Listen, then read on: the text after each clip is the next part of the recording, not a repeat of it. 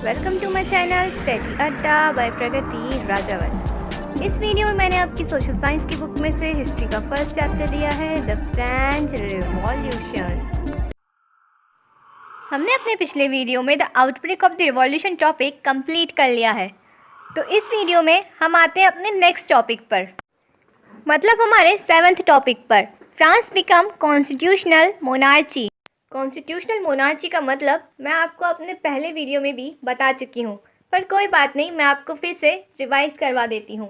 Constitutional monarchy का मतलब ये होता है कि फ्रांस में राजा की पावर तो होती है, पर उस पावर को लिमिट कर दिया जाता है। तो अब हम आते हैं अपने टॉपिक पर। पहले ये टॉपिक मैं आपको एक रफ चार्ट से समझा देती हूँ। National assembly completed draft of constitution in 1791। National assembly ने अपना कॉन्स्टिट्यूशन कंप्लीट कर लिया था 1791 में। कॉन्स्टिट्यूशन कंप्लीट करने के बाद उन्होंने राजा की पावर को लिमिट कर दिया, limit the power of monarch. राजा की पावर लिमिट करने के बाद नेशनल असेंबली ने फ्रांस की पावर लेजिस्लेचर, एग्जीक्यूटिव और जुडिशरी के बीच में डिवाइड कर दी। तो अब जुडिशरी, एग्जीक्यूटिव और लेजिस्लेचर के बीच में पावर किस तरह से डिवाइड हुई थी, वो भी हम एक रफ चार्ट से समझ लेते हैं। अब फ्रांस में जो पीपल वोटिंग करते थे उन्हें भी उन्होंने डिवाइड कर दिया था। पहला था एक्टिव सिटीजन्स और सेकंड था पैसिव सिटीजन्स। तो एक्टिव सिटीजन्स और पैसिव सिटीजन्स की डेफिनेशन मैं आपको आगे बताऊंगी। अभी आप सिर्फ इतना समझ लीजिए कि एक्टिव सिटीजन्स वोट कर सकते थे और पैसिव सिटीजन्स वोट नहीं कर सकते थे। अब एक्टिव सिटीजन्स की पॉपुलेशन 4 मिलियन होती थी, तो उन 4 मिलियन में से भी जो ज़्यादा टैक्स पे करते थे वो इलेक्टर्स बन जाते थे। और इलेक्टर्स कितने लोग बन सकते थे? सिर्फ और सिर्फ 50,000। फिर वो 50,000 पीपल वोट देते थे और नेशनल असेंबली बनाते थे। अब इलेक्टर्स में भी जो टॉप के 745 पीपल्स होते थे वो नेशनल असेंबली में आते थे। अब नेशनल असेंबली लॉज बनाती थी और वो लॉज राजा को मानने पड़ते थे, क्योंकि फ्रांस की पूरी पावर नेशनल असेंबली के पास थी। अब नेशनल असेंबली में जो 745 मेंबर्स होते थे उसमें से कुछ लोगों को मिनिस्टर्स बना दिया जाता था। तो अब नेशनल असेंबली मिनिस्टर्स को भी कंट्रोल करती थी और नेशनल असेंबली ही किंग को भी कंट्रोल करती थी। अब यहाँ पर राजा के पास में बस एक वीटो पावर होती थी, मतलब अगर नेशनल असेंबली में कोई डिसीजन लिया है तो राजा उस पर हाँ या ना बोल सकता है, पर ना की तो बात आती ही नहीं थी। राजा को हर बात माननी ही पड़ती थी नेशनल असेंबली की, क्योंकि राजा के पास में तो अब कोई पावर थी ही नहीं, सारी पावर नेशनल असेंबली के पास में थी। अब जो जुडिशरी के अंदर मेंबर आते थे, मतलब जज, उन्हें भी एक्टिव सिटीजन्स वोट करके चूज़ कर लिया करते थे। अब मैं आपको एक्टिव सिटीजन्स और पैसिव सिटीजन्स की डेफिनेशन बता देती हूँ, और ये एक बहुत ही इम्पॉर्टेंट क्वेश्चन है इस टॉपिक का। Active citizens 25 years of age who paid taxes equal of at least 3 days of laborer wage were given the status of active citizens। मतलब जो लोग अपने 3 दिन का वेज एज अ टैक्स के तौर पर देते थे उन्हें एक्टिव सिटीजन्स बोल दिया जाता था, और उन लोगों की एज 25 ईयर्स से ऊपर होती थी। They were entitle to vote, और एक्टिव सिटीजन्स ही वोट करते थे। अब हम आते हैं पैसिव सिटीजन्स पे। The remaining man as well as all women who were not entitled to vote were called passive citizens. अब वो लोग जो 25 ईयर्स से नीचे थे और कुछ वुमेन्स, उन लोगों को वोट करने के अधिकार नहीं होते थे और वो पैसिव सिटीजन्स के अंडर में आते थे। अब हम आते हैं इस टॉपिक के एक और क्वेश्चन पे, how did France become constitutional monarchy. तो इस क्वेश्चन में अभी तक हमने जो भी चार्ट में पढ़ा था उसे एज अ थ्योरी हमें लिखना है। इन 1791 the national assembly completed the draft of the constitution. Its main object was to limit the power of the monarch. After the limitation of monarch power, now it is divided into legislature, executive, and the judiciary. The Constitution also declared that it was the duty of the state to protect each citizen's natural rights. In this way, France became a constitutional monarchy. ये लो, अब हमारा second answer भी complete हो गया। तो अब हम आते हैं अपने नेक्स्ट क्वेश्चन पर। Explain features of the constitution of France drafted in 1791. France became a constitutional monarchy when the king power is reduced by distributing them between legislature, executive and judiciary. अब हम आते हैं अपने सेकेंड पॉइंट पे। Making of laws was located by the national assembly. अब हम आते हैं अपने थर्ड पॉइंट पर। National assembly was indirectly elected by the electors. अब हम आते हैं अपने फोर्थ पॉइंट पर। Only men above 25 years and paying minimum tax were allowed to vote. The remaining men and all women remain passive citizens. अब मैंने आपको पहले ही बता दिया था कि एक्टिव और पैसिव में क्या डिफरेंस है। एक्टिव वोट कर सकते हैं और पैसिव वोट नहीं कर सकते।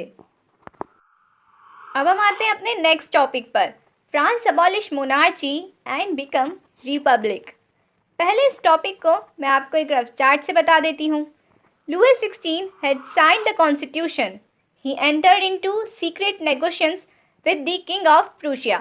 लुई 16 ने कॉन्स्टिट्यूशन मान तो लिया, पर वो एक षड्यंत्र बना रहे थे प्रूशिया के राजा के साथ मिलकर। Neighbouring rulers also help. जो आसपास के रूलर्स थे उन्होंने भी उनकी हेल्प करी।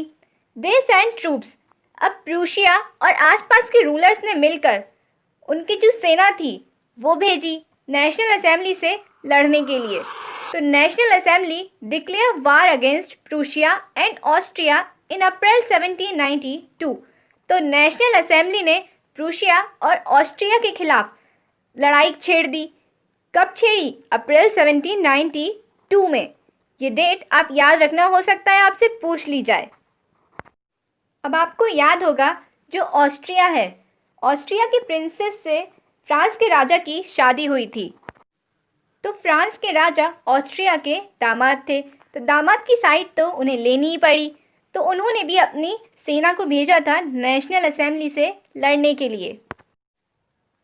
1000 वॉलेंटियर्स जॉइंड आर्मी। और वो सेना लड़ाई करते टाइम, मतलब जब वो लड़ाई करने जा रही थी तो एक गीत गा रही थी। उस गीत का नाम, उस सॉन्ग का नाम मर्सिलीज था। और उस सॉन्ग को कंपोज रॉबर्ट डी एल इज़ले ने किया था, जो आज के टाइम में फ्रांस का एक नेशनल एंथम मान लिया गया है। अब आप मुझसे पूछोगे कि उस सॉन्ग का नाम मर्सिलीज ही क्यों रखा गया, तो उसके पीछे एक रीज़न था। जिस जगह से वॉलेंटियर्स गाना गाते हुए निकल रहे थे उस जगह का नाम मर्सिलीज था। इसी वजह से उस सॉन्ग का नाम भी मर्सिलीज रखा गया। अब फ्रांस के लोग बहुत ही ज़्यादा क्रांतिकारी होने लगे। उनकी नई नई डिमांडें होने लगी, उन्हें नए नए राइट्स चाहिए। तो वहाँ पर एक नया ग्रुप बना जैकोबिन क्लब के नाम का। अब आप मुझसे पूछोगे कि जैकोबिन क्लब के नाम का ही ग्रुप क्यों बना, तो उसके पीछे भी एक रीज़न था। एक बिल्डिंग थी कॉन्वेंट ऑफ सेंट जैकोब नाम की। उस बिल्डिंग के नाम पर ये जैकोबिन क्लब का ग्रुप बना। कॉन्वेंट मतलब एक रिलीजियस बिल्डिंग होती है क्रिश्चियन की। उस बिल्डिंग से रिलेटेड यहाँ पर एक ग्रुप बनता है जैकोबिन क्लब का। वैसे मैं आपको याद दिला देती हूँ, ये हमारा नेक्स्ट टॉपिक है जैकोबिन क्लब। अब हम जैकोबिन क्लब के लोगों के बारे में थोड़ा बहुत जान लेते हैं। तो जैकोबिन क्लब के लोग बिलोंग करते हैं लेस प्रॉस्पेरस ग्रुप से। मतलब इस ग्रुप में जो लोग होते हैं वो लेस प्रॉस्पेरस, मतलब ज़्यादा अमीर नहीं होते।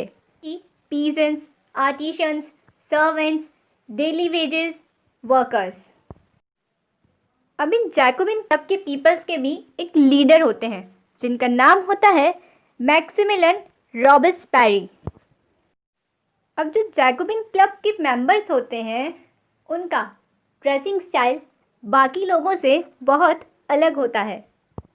दे वेयर लॉन्ग स्ट्रिप ट्राउज़र्स। ये लॉन्ग स्ट्रिप ट्राउज़र पहनते थे।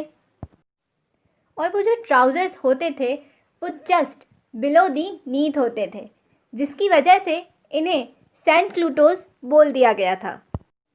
और सेंट क्लूटोज़ मैन एक कैप पहनते थे जो रेड कलर की होती थी, और वो रेड कलर उनकी लिबर्टी का सिंबल था। अब हम आते हैं इस टॉपिक के क्वेश्चन पर। Who were the Jacobins? Right about them. The Jacobin club was the most influential club to the French Revolution. The Jacobin Club got its name from the former convent of Saint Jacob. Second point, it became an important point for people who wished to discuss government policies and plan their own forms of action. Third point, the member of the Jacobin Club belonged mainly to the less prosperous section of the society, which include small shopkeepers, artisans, shoemakers, pastry cooks, watchmakers, printers, servants, daily wages workers. Their leader was Maximilian Robespierre. अब हम आते हैं अपने next question पर। A large number of Jacobin came to be known as Saint Clotos. What did this term means? A large group among the Jacobin decided to start wearing long strip trousers similar to those worn by dock workers. Jacobin club के members ने long trousers पहनना decide किया जो बिल्कुल similar थे dock workers से. This was to set themselves apart from the fashionable section of the society, especially by the nobles. ये इसलिए डिसाइडेड हुआ क्योंकि वो अपने आप को एक फैशनेबल सोसाइटी से बहुत अलग रखना चाहते थे, स्पेशली नोबल्स से, who were knee length breeches, जो नी से नीचे की ब्रिचेस पहनते थे. तो Jacobin came to known as sans culottes. अब Jacobin came to known as sans culottes. Sans culottes का मतलब दोज विदाउट नी ब्रिचेस, जो ब्रिचेस तो पहनते थे पर नी से ऊपर की. Sans culottes man were a red cap that symbolized liberty. अब सेंट क्लूटोस के मैन एक रेड कैप पहनते थे और वो रेड कैप लिबर्टी का साइन हुआ करता था. अब यहाँ हमारे सारे क्वेश्चंस कंप्लीट हो चुके हैं, तो आप इन क्वेश्चन और आंसर को नोट्स कर लेना और उन्हें याद कर लेना. तो मैं आपसे मिलती हूँ हमारे नेक्स्ट वीडियो में, जो होगा द कन्वेंशंस. आपको मेरे वीडियोस पसंद आ रहे हों तो लाइक और सब्सक्राइब ज़रूर करें.